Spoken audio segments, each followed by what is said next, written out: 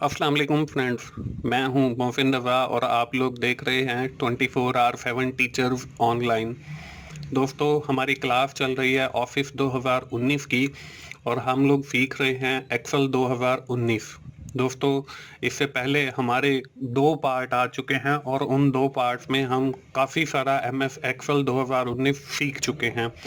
दोस्तों, अब हमारा जो है आगे हम ने जैसे मैंने आपको बताया कि हमारी ये जो क्लासेस हैं वो एमओएस मतलब माइक्रोसॉफ्ट ऑफिस स्पेशलिस्ट के एग्ज़ाम के लिए भी ये क्लासेस आपके लिए हेल्पफुल हैं अगर आप उस एग्ज़ाम के अंदर अपीयर होना चाहते हैं। दोस्तों, इससे पहले हमारे दो पार्ट आ चुके हैं और उन दो पार्ट्स में हम एमएस एक्सेल 2019 की काफ़ी सारी चीज़ें सीख चुके हैं और आज हमारा उस सीरीज का तीसरा पार्ट है और आज की क्लास में हम देखते हैं कि हम लोग क्या सीखने वाले हैं। चलिए हम अपनी उसी इंस्ट्रक्शन वाली फाइल के ऊपर चलते हैं और देखते हैं कि हम लोगों ने इससे पहले जो हमने दो पार्ट देखे हैं या जो दो पार्ट सीखे हैं उनके अंदर होम टैब के ऊपर हमने काम किया। होम टैब से रिलेटेड जितने भी फंक्शनैलिटीज या बिहेवियर थे वो मैंने आपको बताए और उसके साथ ही होम टैब के जितने मुख्तलिफ किस्म के टास्क थे वो आप लोगों से शेयर किए और ना सिर्फ शेयर किए बल्कि आपको उन टास्क को परफॉर्म करके भी दिखाया। उसके बाद दोस्तों हमने अगली क्लास के अंदर हमने बात की है इंसर्ट टैब के ऊपर। इंसर्ट टैब के अंदर भी हम लोगों ने काफ़ी सारे ऑपरेशन या टास्क परफॉर्म किए। हमने देखा कि एक्सेल के अंदर हम जो अरिथमेटिक ऑपरेशंस हैं, एडिशन है, सब्ट्रैक्शन है, डिवीजन है, मल्टीप्लिकेशन है, वो कैसे परफॉर्म करते हैं और कैसे हम लोग जो है उनसे यूजफुल जो है शीट्स बना सकते हैं और अपने अकाउंट्स वगैरह को मैनेज कर सकते हैं। उसके साथ ही मैंने आप लोगों को चार्ट्स से रिलेटेड भी बताया कि हम कैसे अपने डेटा से जो है डिफरेंट चार्ट बना सकते हैं और चार्ट के अंदर जो है हमने ये देखा कि किसी भी डेटा को रिप्रेजेंट करने के लिए ग्राफिकली हम चार्ट्स का यूज़ करते हैं और चार्ट्स के डिफरेंट ऑप्शंस भी मैंने आपको दिखाए और डिफरेंट स्टाइल भी दिखाए। उसके साथ ही हमने जो है हाइपर लिंक देखा कि हम एक वर्कशीट को जो है दूसरी वर्कशीट या एक वर्कबुक के अंदर एक वर्कशीट कैसे इंसर्ट कर सकते हैं। यहाँ तक तो थे दोस्तों हमारे दो पार्ट। दोस्तों, आज जो है हम बात शुरू करने वाले हैं अपनी एक नई टैब जिसको हम कहते हैं पेज लेआउट टैब। यहाँ पे आपको नजर भी आ रही है तीसरे नंबर के ऊपर ये पेज लेआउट टैब है। इसमें भी काफी सारे आपको फंक्शन दिए गए हैं। इसमें आपको फर्स्ट वाला थीम का सेक्शन नजर आ रहा है, पेज सेटअप का सेक्शन नजर आ रहा है, इसमें स्केल टू फिट का सेक्शन आपको एक नजर आ रहा है, शीट ऑप्शन का और अरेंज का, और इन सेक्शंस के अंदर आपको काफी सारी फंक्शनैलिटीज नजर आ रही है। और दोस्तों, आज की इस क्लास के अंदर, आज के इस पार्ट 3 के अंदर हम लोग इसी टैब के ऊपर पेज लेआउट की टैब के ऊपर बात करने वाले हैं।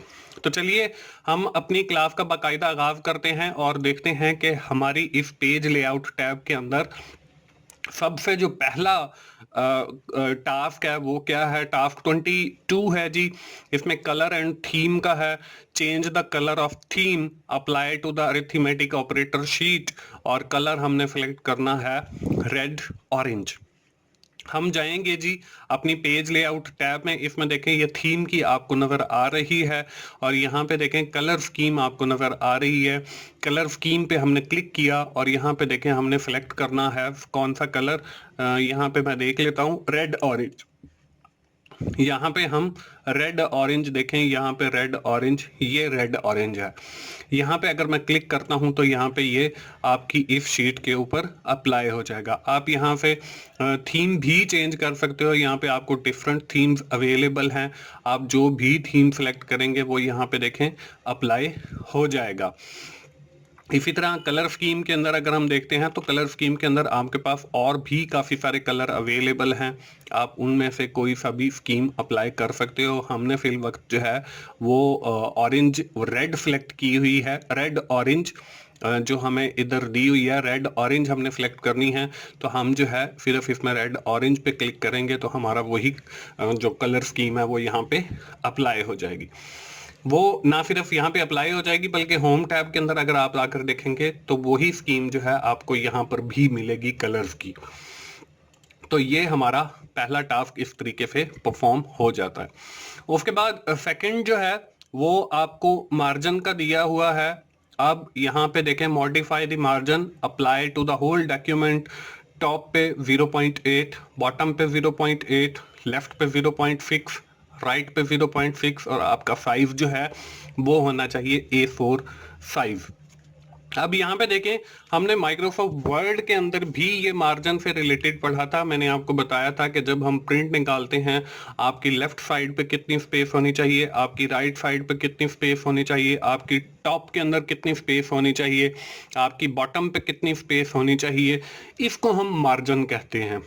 अब मार्जिन कैसे सेट होगा, हम पेज लेआउट टैब पे गए, यहाँ मार्जिन पे ये जो आपको डाउन एरो नजर आ रहा है आप यहाँ पे क्लिक करेंगे और कस्टम मार्जिन के ऊपर क्लिक कर देंगे तो आपके सामने ये एक नया डायलॉग बॉक्स आ जाएगा।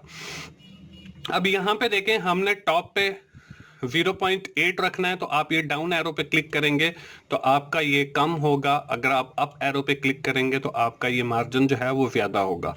हम फिल वक्त बैक स्पेस करके 0.8 जो है यहाँ पे एंटर कर देते हैं। इसी तरह बॉटम के अंदर भी आकर हम 0.8 जो है वो एंटर कर देते हैं। इसी तरह हम जो है अपना लेफ्ट मार्जिन जो है वो हमने 0.6 रखना है तो हम बैक स्पेस करके पहले वाला मार्जिन ख़त्म करेंगे और उसके साथ 0.6 जो है वो हम लेफ्ट पे लिख देंगे और इसी तरह राइट के ऊपर जो है वही हम 0.6 लिख देंगे।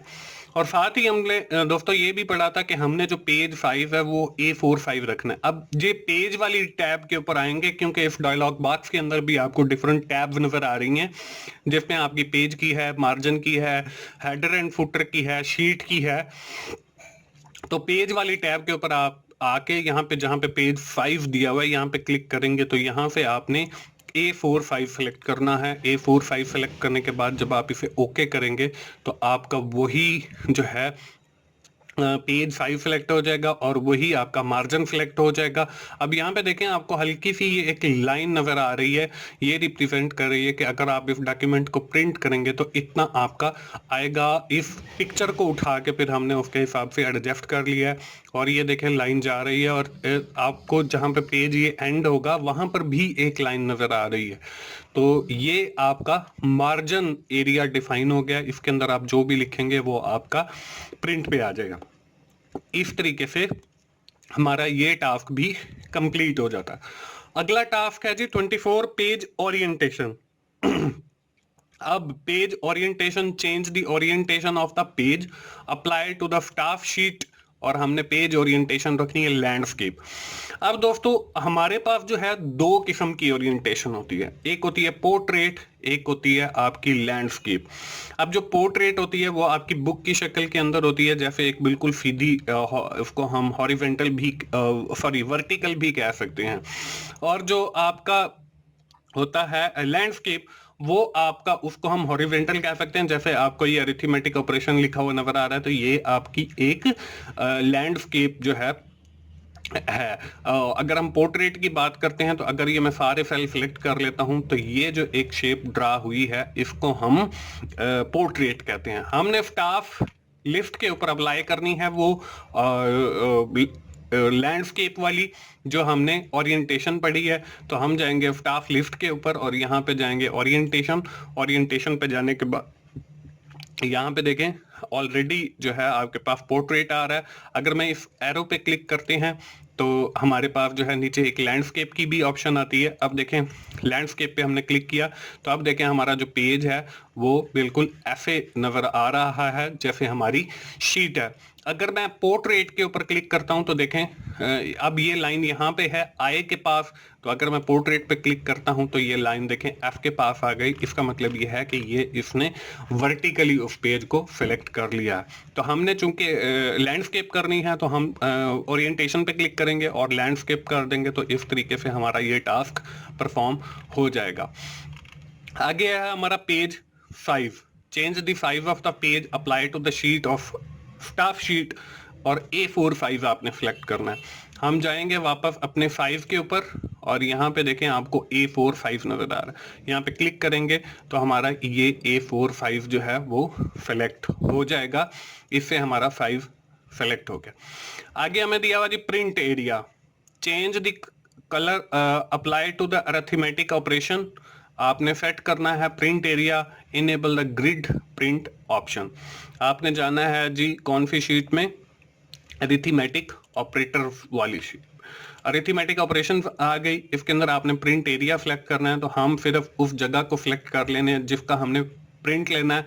तो मैंने इस जगह को सिलेक्ट किया, यहाँ पे प्रिंट एरिया पे आप क्लिक करेंगे, यहाँ पे कहेंगे सेट प्रिंट एरिया, तो वो आपका प्रिंट एरिया जो है वो सिलेक्ट हो जाएगा जितनी आपने सिलेक्शन की हुई है। तो इस तरीके से आपका ये जो है task, enable the grid print option, तो यहाँ पे आप क्लिक करेंगे प्रिंट एरिया के ऊपर, और प्रिंट एरिया पे जब हमने क्लिक किया तो हमने जो है वो जितना एरिया सेलेक्ट आप करेंगे उस एरिया के हिसाब से वो आपका प्रिंट एरिया जो है वो सेट कर देगा। इसके बाद यहाँ पे देखें ये ग्रिड लाइन है, ये व्यू पे हमने क्लिक किया हुआ है तो ये ग्रिड लाइन आपकी खत्म हो जाएंगी। इसी तरह ये यहाँ पे देखें प्रिंट की ऑप्शन है, तो ग्रिड लाइन को अगर आपने प्रिंट करना है तो इस पे क्लिक कर देंगे। इसी तरह हेडिंग्स का व्यू, ये हेडिंग व्यू खत्म हो जाएंगे आपकी, जो कॉलम के नाम ऊपर आ रहे थे या जो रोज के नाम आ रहे थे। इसी तरह अगर हम प्रिंट पे क्लिक करते हैं तो ये प्रिंट की ऑप्शन हमें सारी चीजें सेट करके दे देगा। तो ये आपको डिफरेंट ऑप्शंस हैं या डिफरेंट सेक्शंस हैं पेज लेआउट के, और इस तरीके से ये टास्क भी आपका कंप्लीट हो जाता है। और इसके साथ ही हमारी ये वाली जो टैब है जिसको हमने पेज लेआउट टैब का नाम दिया है, ये भी कंप्लीट हो जाती है। दोस्तों आगे देखते हैं आगे हमारे पास क्या है। आगे हमारे पास जो टैब है दोस्तों वो है फॉर्मूला टैब की। अब फॉर्मूला टैब के अंदर क्या क्या चीजें हैं, फॉर्मूला टैब पे हम क्लिक करते हैं तो यहाँ पर भी देखें आपको दोस्तों डिफरेंट मतलब चीजें नजर आ रही हैं, डिफरेंट आपको सेक्शन नजर आ रहे हैं। हम बारी बारी इन सेक्शंस के अंदर जाएंगे, इनके अंदर जो डिफरेंट आपको फंक्शंस नजर आ रहे हैं हम बारी बारी उनके ऊपर भी काम करेंगे। इसमें पहला जो है वो सेक्शन फंक्शन लाइब्रेरी का है। यहाँ पे आपको डिफरेंट फंक्शंस अवेलेबल हैं एक्सेल से रिलेटेड, क्योंकि हमने जो है अभी तक सिर्फ जो अरिथमेटिक ऑपरेशंस पढ़े हैं उसमें हमने जो है एडिशन का पढ़ा है, सब्ट्रैक्शन का पढ़ा है, मल्टीप्लिकेशन का पढ़ा है और डिवीजन का पढ़ा है। लेकिन एक्सेल के अंदर आपको और भी काफी सारे फंक्शंस अवेलेबल हैं, वो आप कैसे उन पे काम करेंगे वो हम इस फॉर्मूला टैब के अंदर सीखेंगे। इसके साथ आगे डिफाइन नंबर्स की एक आपको सेक्शन नजर आ रहा है, फॉर्मूला एडिटिंग का है और कैलकुलेशंस का है। इन सारे सेक्शंस के बारे में हम बारी बारी पढ़ेंगे। हम चलते हैं अपने टास्क वाली शीट के ऊपर और देखते हैं कि हमारा जो है पहला टास्क इसके अंदर है क्या। Formula calculate the total fail, apply to the given cell range। Sheet name आपकी फेल है और सेल रेंज जो है वो C3 से C9 है। आपने क्या करना है, आपने फेल्स वाली शीट के ऊपर जाना है, C3 से C9 तक के कॉलम में जाना है या उसको सिलेक्ट करना है। Use the function use count if formula, आपने काउंट इफ फॉर्मूला यूज करना है और कैलकुलेट करनी है फेल ऑफ मोहसिन की, अहमद की, जुबैर की और अबू बकर की, अकबर की। और calculate the total fail of the week by using the sum formula, और सम फॉर्मूला यूज करके आपने ये कैलकुलेट करनी है। हम जाते हैं जी अपनी शीट के ऊपर और ये है हमारी वो फेल वाली शीट जिसके अंदर हमने वो फार्मूलाज अप्लाई करने हैं। वो फार्मूलाज अप्लाई करने के लिए हम लोगों ने पहले जो है वो मोहसिन की फेल कैलकुलेट करनी थी, फिर अहमद की फेल कैलकुलेट करनी है, जुबैर की कैलकुलेट करनी है और गुलाम अकबर की करनी है। दोस्तों यहाँ पे ऑलरेडी भी कुछ फेल्स आपको लिखी हुई नजर आ रहे हैं, ये एक्चुअल फेल्स नहीं है। हमने सिर्फ चार्ट ड्रा करने के लिए ये डमी एंट्रीज ली थी। मैं इन एंट्रीज को डिलीट कर देता हूं तो देखें चार्ट भी यहाँ से खत्म हो जाता है। अब जो है हम लोगों ने दोस्तों इस टास्क को परफॉर्म करने के लिए हम लोग फॉर्मूला यूज करेंगे और देखेंगे कि हमने मोहसिन की फेल कैसे निकालनी है, अहमद की फेल कैसे निकालनी है, जुबैर की फेल कैसे निकालनी है और अकबर की फेल कैसे निकालनी है। तो हम मोहसिन वाले नाम के सामने गए और यहाँ पे जो है हम लोगों ने फॉर्मूला यूज करना है। इंसर्ट फंक्शंस पे क्लिक किया, यहाँ से ऑल फंक्शन हमने सेलेक्ट किए और यहाँ से हमने सम इफ का फंक्शन सेलेक्ट करना है। हमने सम पे क्लिक किया और ये आ गया हमारे पास सम इफ। ओके किया तो हमारे पास ये एक नया डायलॉग बॉक्स आ गया है। यहाँ पे हमने सबसे पहले रेंज देनी है। इफ अप एरो पे क्लिक किया, रेंज हमारे पास यहाँ पे ये पूरी रेंज है। नाम भी देने हैं और आपने फेल भी देनी है। उसके बाद जो है हम लोगों ने क्राइटेरिया पे क्लिक करना है। क्राइटेरिया हमारे पास जो है वो मोफिन है। सबसे पहले हमने मोफिन की फेल सेलेक्ट करनी है। उसके बाद आपने सम रेंज देनी है। सम रेंज इफ अप एरो पे क्लिक किया और इसमें आपने ये फेल वाली साइड वाली रेंज सेलेक्ट कर लेनी है और इसके बाद हमने इसको ओके करना है। तो अब यहाँ पे देखें हमारे पास मोफिन की फेल आ गई। इसी तरह अगर हमने ये इंसर्ट फंक्शन में नहीं बल्कि मैनुअल अगर हमने किसी फॉर्मूला को एंटर करना है तो वो हम क्लिक करेंगे इक्वल्स, इक्वल्स के बाद लिखेंगे सम और फिर इफ और फिर ब्रैकेट शुरू। अब यहाँ पे देखें नीचे भी आपको एक चीज नजर आ रही है कि आप सबसे पहले रेंज करें। हम रेंज को सिलेक्ट करेंगे और फिर कॉमा लगाएंगे। उसके बाद हमने क्राइटेरिया बताना है। क्राइटेरिया हम अहमद रजा के नाम पर क्लिक कर देते हैं, फिर हम कॉमा लगाएंगे और फिर हमने सम रेंज देनी है। तो ये जो टोटल पैसों वाली साइड है इसको हमने सेलेक्ट कर देना है, ब्रैकेट बंद करना है, एंटर करेंगे तो अहमद की जितनी फेल है वो हमारे पास आ जाएगी। इसके बाद हमने जुबैर की सेलेक्ट करनी है। तो हम इसको इनसाइड फंक्शन के थ्रू मैं आपको करके दिखा देता हूँ। यहाँ पे हमने वही सम इफ का फंक्शन पे गए, ओके किया, हमारे पास डायलॉग बॉक्स आया। हमने सबसे पहले ये पूरी की पूरी रेंज देनी है। रेंज देने के बाद हमने फिर क्राइटेरिया बताना है। क्राइटेरिया हमारे पास जुबैर है और उसके बाद हम लोगों ने इसे सम रेंज देनी है, मतलब ये पैसों वाली साइड जो है वो देने के बाद हम इसको ओके करेंगे तो हमारे पास ये यहाँ पे जुबैर की फेल आ गई। इसके बाद अब अकबर की हमने फेल निकालनी है तो वो मैं आपको मैनुअल तरीके से निकाल के दिखा देता हूँ। इक्वल लगाया, सम इफ लिखा, ब्रैकेट शुरू। इसके बाद हमने रेंज देनी है, ये पूरी हमने रेंज सेलेक्ट की, कॉमा लगाया। उसके बाद क्राइटेरिया देना है, अकबर हमने दिया।